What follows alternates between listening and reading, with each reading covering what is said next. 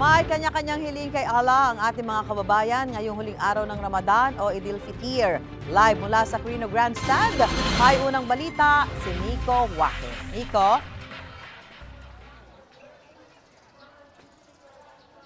Eid Mubarak, Susan, o have a blessed feast. Yan ang bate ng mga kapatid nating Muslim sa pagtatapos ng Ramadan ngayong araw o yung tinatawag na Eid al-Fitr.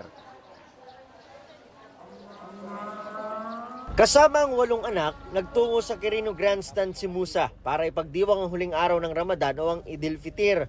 Bit-bit nila ang ilang pagkaing pagsasaluhan pagkatapos ng morning prayer. Nagdala na rin kami ng pagkain para pagkatapos po ng celebration ng Eid al-Fitr, may kain na salo-salo po kami. Bihon tsaka manok, tsaka macaroni, request po kasi ng mga anak ko eh.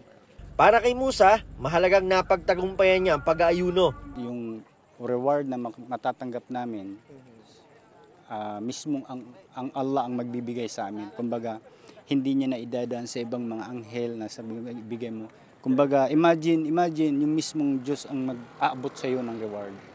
Imagine kung gaano kalaki yun. Ilang naghihintay namang makaalis na OFW ang nagtungo muna sa grandstand para sa pagdiriwang ng Eid al-Fitr. Saudi Arabia raw ang punta nila para mamasukan bilang domestic helper. Kaya ang hiling nila sa pagtatapos ng Ramadan, siyempre po, yung pinakamabuting hiling ko sa Allah na sana makaalis kami agad para matulungan namin yung pamilya namin. April 2 pa raw sila nandito at galing silang Mindanao. Bago naman ang morning prayer, isinagawa muna ng mga kapatid nating Muslim ang wudu o yung paghuhugas nila ng kanilang kamay, bibig, ilong, muka, buhok, tenga at paa. Mahalaga raw na malinis muna sila bago magdasal at humarap kay Allah.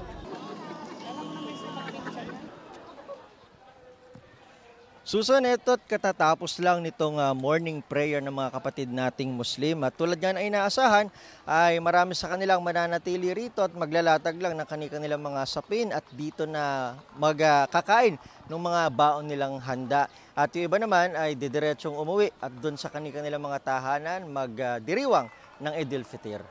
Live mula rito sa Quirino Grandstand sa Maynila, ako si Nico Wahe para sa GMA Integrated News.